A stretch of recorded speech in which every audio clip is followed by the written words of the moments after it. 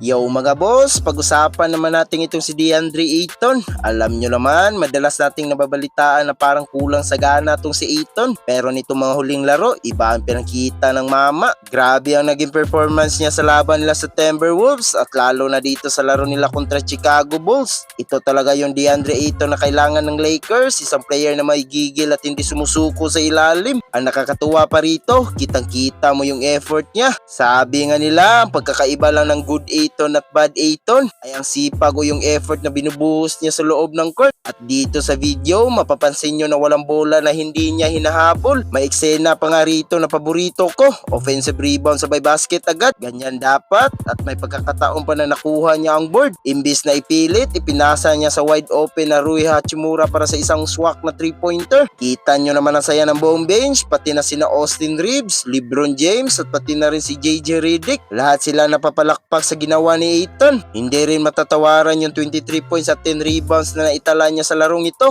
Isang solid na double-double na nagpatunay na kaya niya maging dominante sa ilalim ng ring. Pero ang tanong na marami at pati na rin natin, kaya niya kayang gawin to ng tuloy-tuloy? Minsan kasi biglang nagiging passive ang laro niya. Pero kung ganito palagi ang ipapakita niya, siguradong malayo ang mararating ng Lakers at talaga magiging proud si King James sa kanya. Kaya kayo mga idol, ano sa tingin nyo? Tuloy-tuloy na kaya ang pagiging agresibo ni Ayton? O baka naman sa susunod na laro ay bigla na naman siyang mawala sa mood? Comment na yan sa baba at pag-usapan natin yan. Huwag kalimutan mag-like at subscribe para lagi kayong updated sa mga kwentuhan basketball. Hanggang sa muli, peace out!